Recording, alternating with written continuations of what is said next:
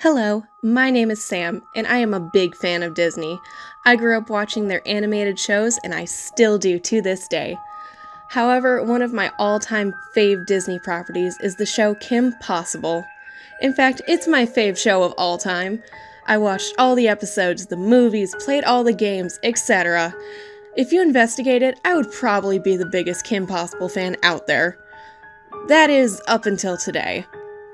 What happened today will forever change who I am, and my life will never be the same again. I was out there shopping with my girlfriends Alex and Clover when I got the news that my friend Cameron and his dad was murdered and everything in their house was destroyed. I was in shambles because I gave him my Kim Possible DVD collection that was probably destroyed in the assault too. So I did what I never thought I'd do. I went to a DVD market where they sell this kind of stuff. I checked and checked, but to no avail. I was about to give up when I accidentally bumped into a shelf and a DVD case fell on my head. I picked up the case and my mouth opened wide. It was a DVD case of Kim Possible. Not only did it include all of the seasons, it also included the movie too.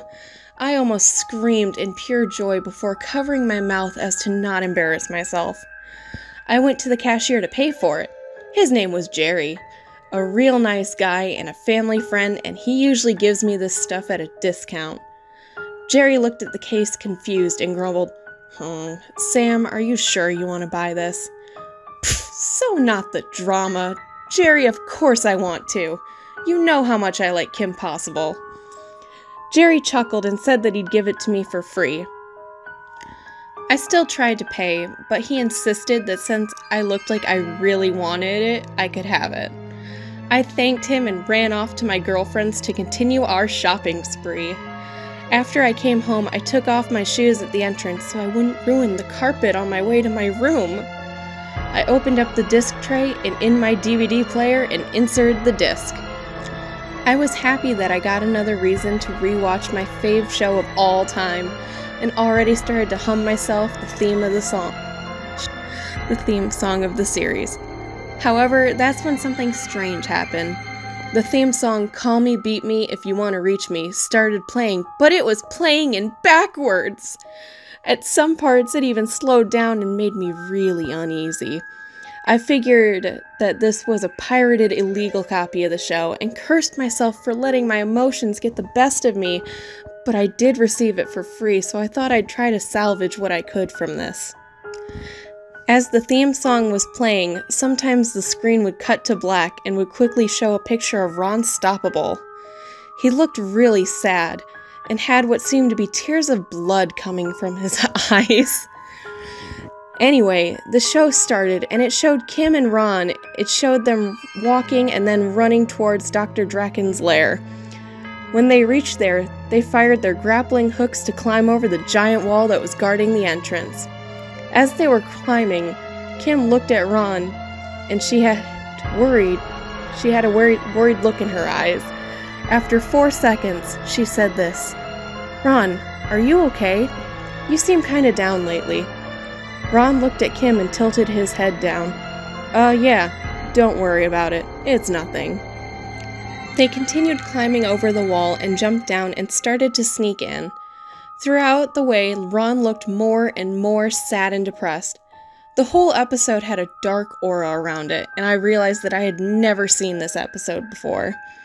I figured this was a never-before-seen episode, like on the Secret Files DVD that contained the first episode, along with the never-before-seen episode Crush.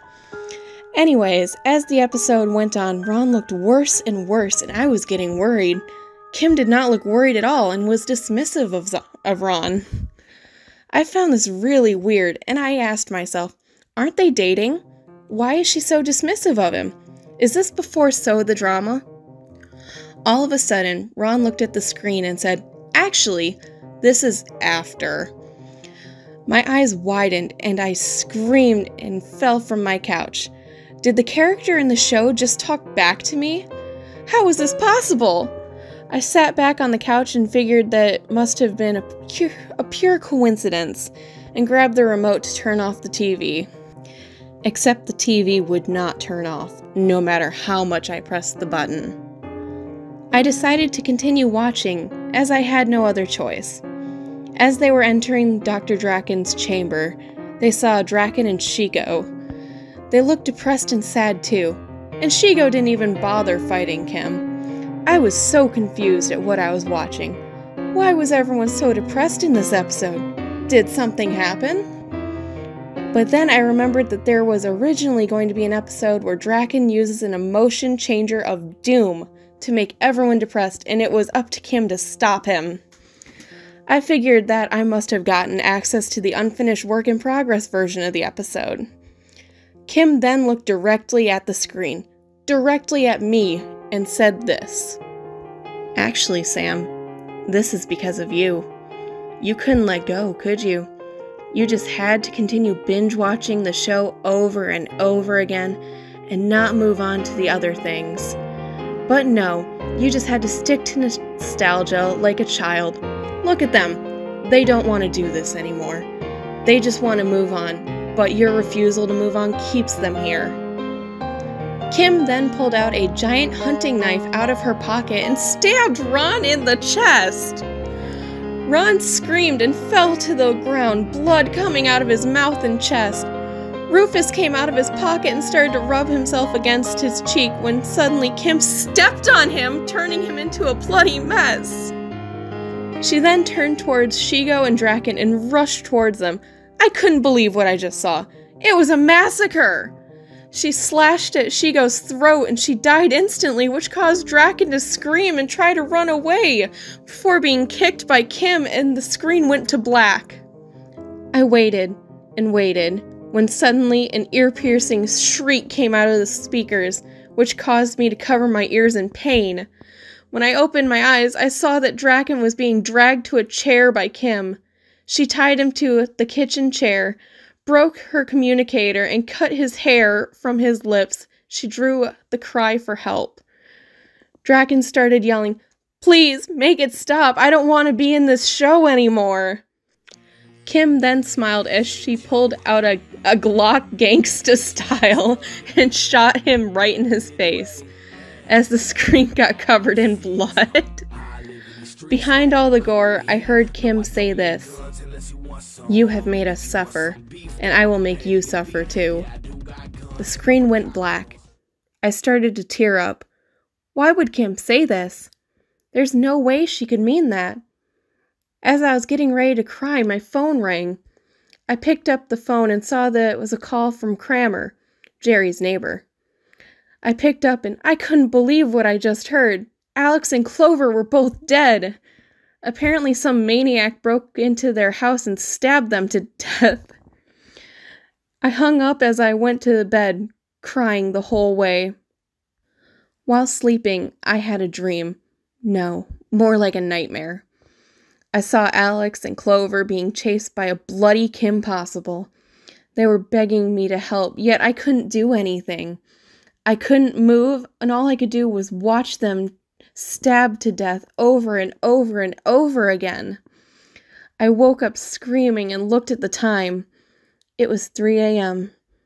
I decided to go downstairs and eat some Tutti Frutti cereal. As I poured milk and poured the contents of the rectangular cereal box into the round bowl, I heard the door open behind me. I slowly turned around, Tutti Frutti cereal box in hand, and saw something horrifying. It was a Kim Possible toy plushie, and it had a knife on its hand, and it was also covered in blood. I tried to run away, but accidentally bumped into the glass bottle that contained the white liquid known as milk, and it poured onto the wooden floor, which caused me to slip on it, and I hit my head on the way down. The last thing I saw was the Kim Possible plushie slowly crawling towards me. As it stabbed me, I heard her whisper in my ear, "Looks like this is one sitch you won't be able to get out of." I closed my eyes as I died.